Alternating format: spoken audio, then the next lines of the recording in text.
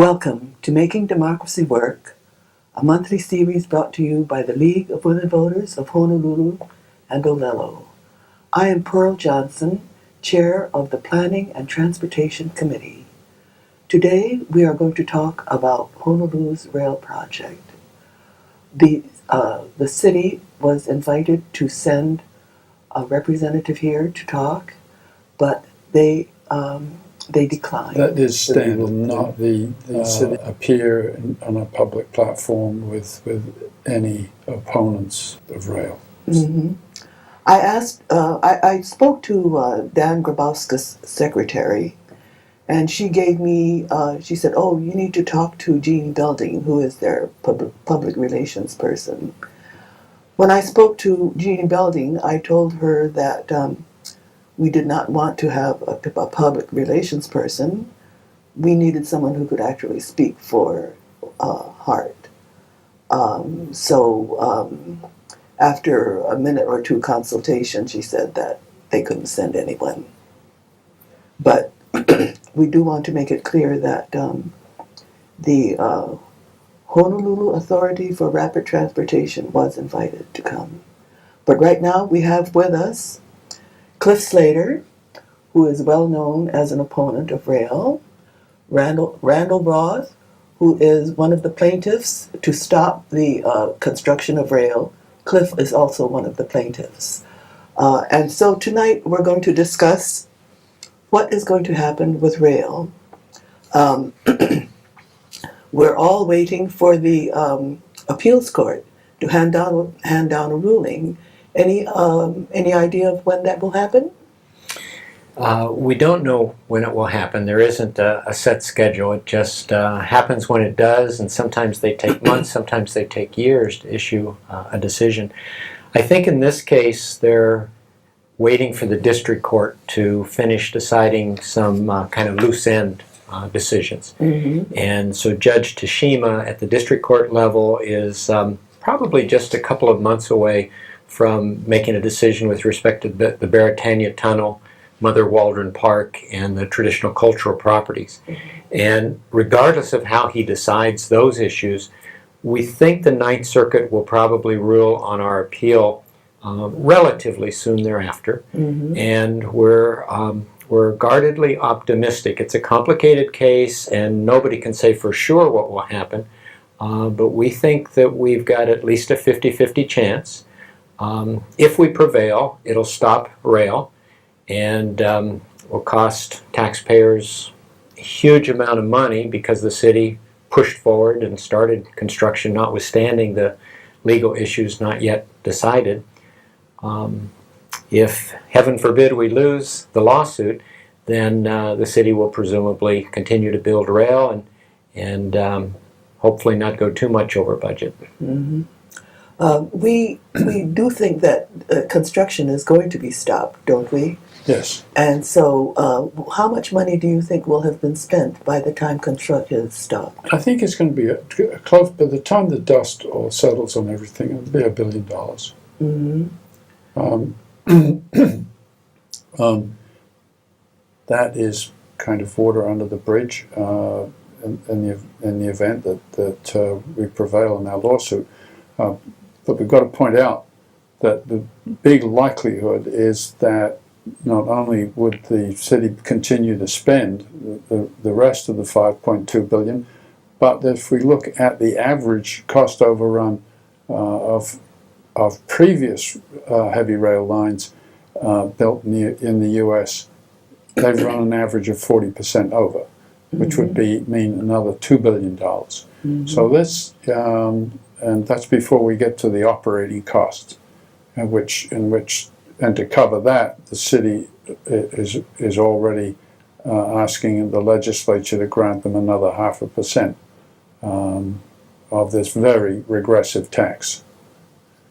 Which it always amuses me when they want to talk about income inequality, etc., and they want to pass a tax that the poorest among us pay. Even the homeless have to pay.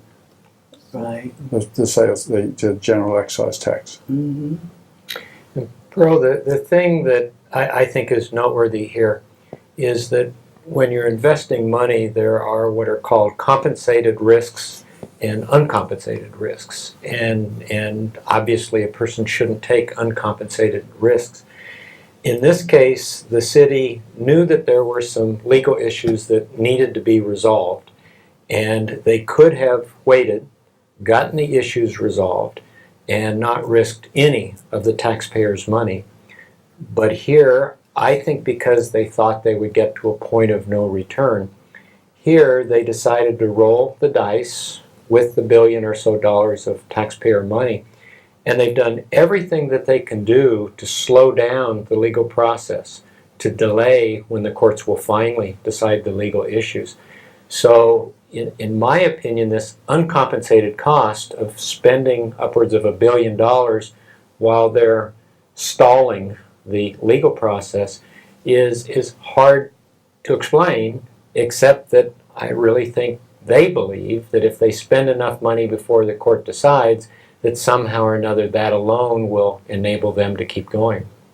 But speaking of spending money, even while they were not constructing rail, your HonoluluTraffic.com pointed out that they spent quite a lot of money, right? Yes, oh yes.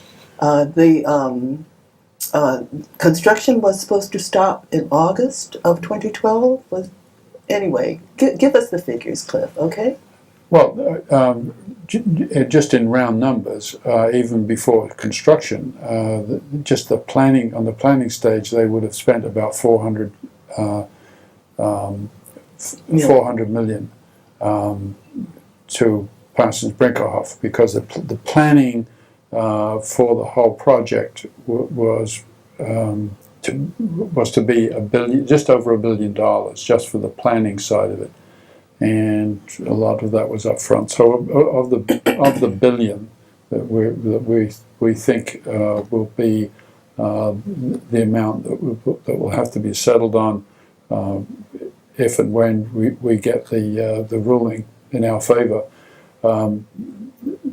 400 million of it was just the planning side. But I wanted to point out that in the year that they were not doing any construction, they managed to spend about 256 That's million. Right. Yes. Right? Well, and that there may be something in there that caused the break between Hart and Parsons Brinckerhoff, and why they are losing the job to CH2M Hill, another mainland engineering firm. It wouldn't surprise me, because that was a total of $227 million spent with no construction just in 12 months. You know, and Pearl, I'd like to emphasize that we're not in favor of spending nothing. We believe that traffic congestion is a huge problem, and we think that public transportation is very important. We believe that a major investment needs to be made in improving our public transportation system. But this elevated heavy rail, which the city has been rolling the dice on, is something that hasn't worked. The most recent example of elevated heavy rail, and it's quite similar to here because it's another island community, and the length is comparable, in Puerto Rico. And there they were way over budget, 75%. The ridership far below what they had projected, approximately 75% below. And the interesting thing to me was the percentage of commuters who were using public transportation before they spent billions of dollars on elevated heavy rail was a percentage that is substantially higher than the percentage now using bus and train combined. And just earlier today, to see whether that was an anomaly or not, I looked at 3 very recent commuter trains in the United States mainland area. Utah, the census figures said that 20 years ago, the percentage of commuters using public transportation is 3.5%. 20 years later, 3.1%, and they have commuter trains. Dallas-Fort Worth, 20 years ago, 2.8%. Now 1.8%. They have commuter trains. Denver, 4.7% 20 years ago, now 4.6%. A lot of people find this hard to believe, that the percentage of people using public transportation would come down after a commuter train is added. A lot of the explanation is that typically they screw up the bus system. They make it far less attractive because the buses start feeding the train, and instead of taking an express bus, through the zipper lane and getting where you want to go, buses only go to a train station, and then a train station gets you to another bus. And so you end up spending a huge amount of money, creating annual operating costs off the chart, and at least in many of these communities, the percentage of people who end up commuting after all that's been done is lower. Totally illogical. When I first heard it, I frankly didn't believe it. I said, something's wrong, there's a trick here. But the more I've read into it, the more I've realized this is just the way it has worked. Right. And then the Puerto Rican system, isn't it similar to the system that we're putting in here? Yes. Heavy rail? Yes, Very similar. Shorter, but about half the length. But otherwise pretty much the same. So the Puerto Rican system is about 10 miles, and ours is supposed to be 20 miles. 20, right. But same primary Yes. consultant, Parsons Brinkerhoff. And like I say, the estimates, what it ended up costing to construct, as compared to when they got the full funding grant agreement, so late in the planning process, it was 70-some, I think it's 76% higher than what they told the public is going to cost. Right. I think one of the things that we have brought up here is that even though the city could just stop construction, money would still be pouring out. According to when we did stop construction, $250 million was pouring out. Is that correct? Right, but you see what our attorneys had expected, because they've done a number of these projects, was that normally the agencies, the local agencies, want to know what the final judgment of the courts are on this, and so they are interested in moving that decision forward as fast as they can. What we did was to delay the decision as long as possible. Had we, in the earliest possible time, in the kind of time frame envisioned by our attorneys, okay, this would all have been settled long before any construction started, and nothing like the amount of money that's been committed since then. And that will be, this could have been all over in 2011. Pearl, I think part of this rush is that I believe the city realizes that slowly but surely the public is catching on to some things where I believe the public was misled initially. The city has known all along that under this current elevated heavy rail system, the traffic congestion for people in cars, traffic congestion is going to be a lot worse after rail has been built than what it is right now. Now, we know this, the city knows this, they bury it in an appendix to this 1,000-page document. But what their PR people did was to give the people, the public, the impression that traffic congestion would be better after rail was put in than what it is today. And spending over $5 billion, one would just assume it's going to be better than it is today. But the city has known all along, but I think they've done their best to mislead the public, so the public has been very slow in catching on that under the current plan, after spending $5+ billion, traffic congestion for people in cars is going to be substantially worse than it is today. And you and I talked about another solution which would really reduce traffic, elevated lanes, and express buses. And that was aired on Olelo last fall, so that if you care to look up Olelo's archives, Randall Roth and I speak about the elevated lanes, which would substantially reduce traffic at about 1/5 the cost of rail. And as Cliff knows probably better than anyone this is what cities around the country are going to far more so than rail right now. This is the cutting edge of how you get the biggest bang for the buck if you're serious about reducing traffic congestion. Yes. In fact, there was one about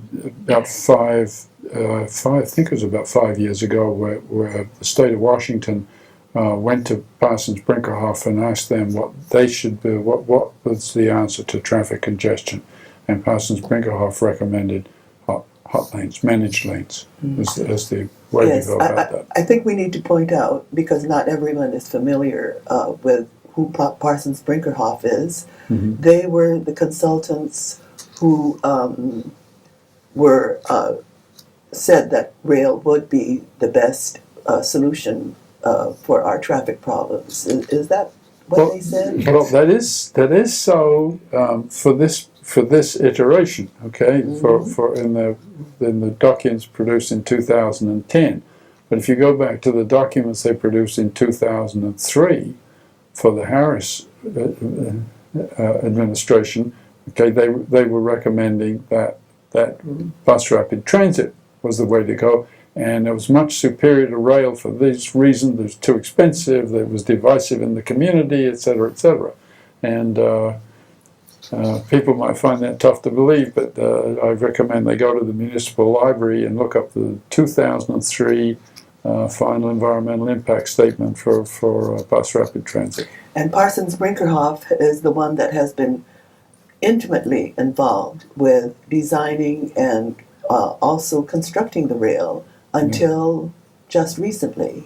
Right. Well, they're not doing the actual construction work. There are a number of several construction companies.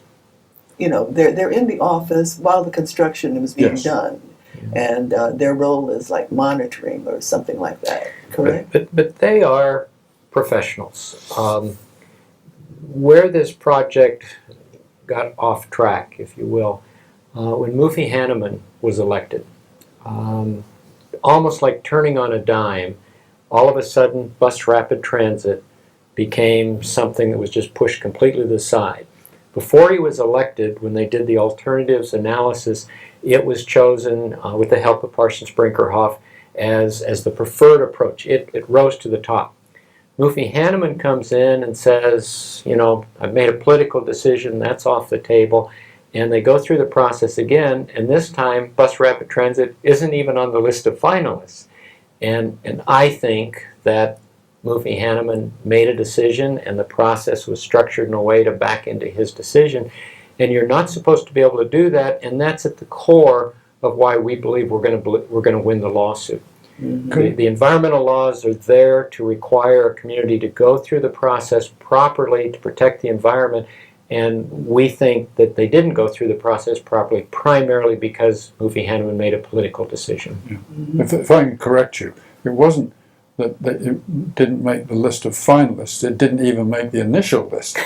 It wasn't ever considered at all. And this is one of the main the main parts of our lawsuit. It's kind of like if you're going to be in a skating contest and you have somebody break the kneecaps of the person who beat you in the last competition.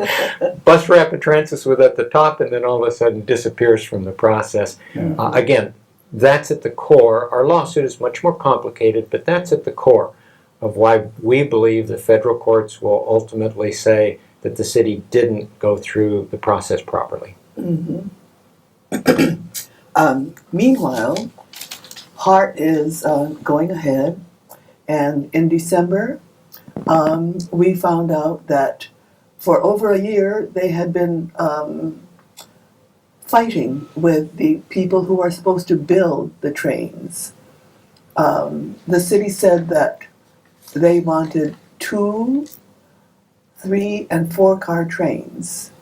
Ansaldo says, you're going to get 2-car trains. And so apparently the contract isn't good enough so that the city can say, do what we asked you to do.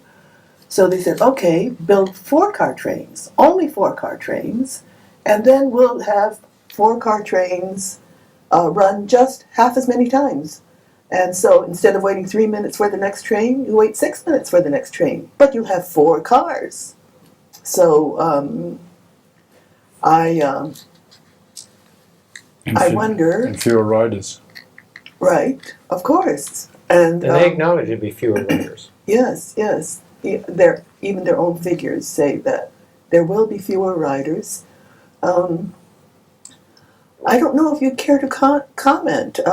This is some kind of management, isn't it?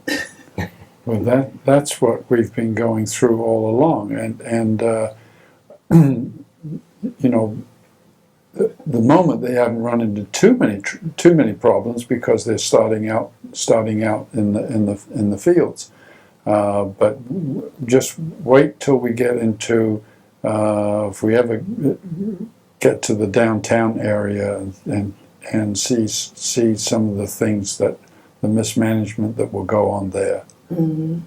Yes, every other city has started in the middle. Yeah. I happen to live in Washington, D.C. when Metro started. And so it started in the middle of the city. And then they started running after, two or three stops had been done. And they found out that there was a lot of ridership because people were taking it to go to lunch. And, it was, of course, there was much more commotion in the building of the rail because city streets were being uprooted and but it got use right away.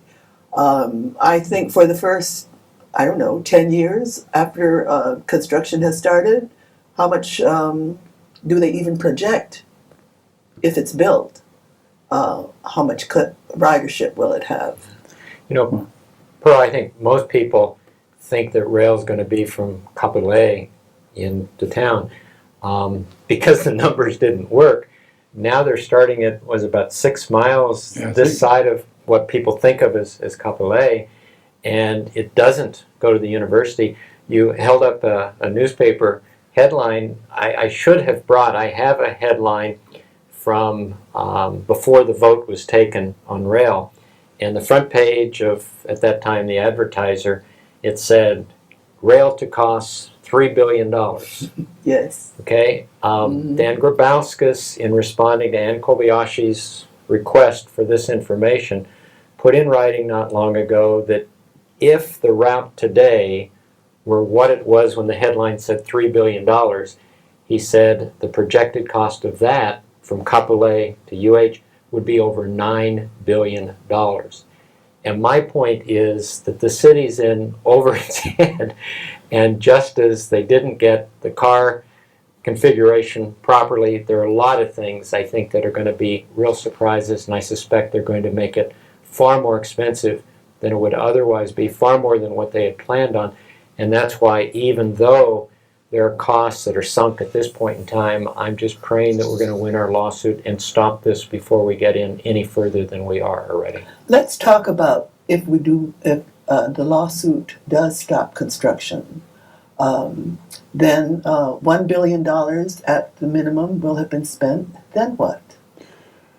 Then comes the recriminations and hopefully I would like to see some accountability. I really do think that the taxpayers should demand that heads roll on this. We never see in government malfeasance. We never see heads roll. We never see a pension clipped or any kind of action taken against people who have made terrible judgments. This being one of them. It kind of depends on how you define heads rolling, because the politicians, the public can hold them accountable by voting them out of office. Unfortunately, I think that's all that you can do because there's what's called governmental immunity, and so I think they're immune from lawsuits. But there are a lot of people who've been making money on this multi-billion-dollar deal that have been part of what I would describe as a conspiracy, in what I would describe as a concerted effort to mislead the public. And when you're talking about a private transaction, a prospectus, for example, for investors on a new investment, if there is deception, even if it's deception by omission as opposed to an outright lie, Generally, there is accountability. Generally, there is legal responsibility. And when we stop rail, I think the lawsuits will start flying. People will be sworn in and asked about meetings they attended, notes that were taken. I suspect there'll be some people who are destroying email and different things, and typically the cover-up is easier to prove, and more people will run into legal problems because of attempts to cover up. But I really think that the people who participated in what I perceive as an attempt to mislead the public on this, I don't think they're going to have governmental community, the non-elected officials. I think there's going to be some real legal turmoil so far as they are concerned, but we'll see. So we're talking about Parsons Brinkerhoff? I think anybody who's been a part of this effort, and again, I don't want to make specific accusations, but if it's determined that there were people who were knowingly participating in an effort to mislead the public, and it ended up costing $1 billion or more dollars, especially if they made money themselves along the way, I don't think governmental immunity will apply to them. I don't think that will protect them. So we'll find out, but I suspect that there is the potential for accountability along the lines of what Cliff would like to see. We only have about a half a minute left. So is there something that you wanted to talk about, Cliff, in about 15 seconds? Surely. I would like everybody to know that this document that we've been referring to is available on honolulutraffic.com, and click on it, download it, read it, and send it to your friends. And Randall? I just really admire the work of the League of Women Voters in educating the public on this. I really admire it a lot, and I admire that Cliff has been working at this so long and taking the time to educate a lot of people, myself included. And I think without people like Cliff and organizations like the League of Women Voters, we would be in big trouble right now. Thank you for the kind words. Randall Roth, Professor of Law at the University of Hawaii at Manoa, and Cliff Slater, retired businessman, but not much retired, correct? That's right. Thank you very much. You bet.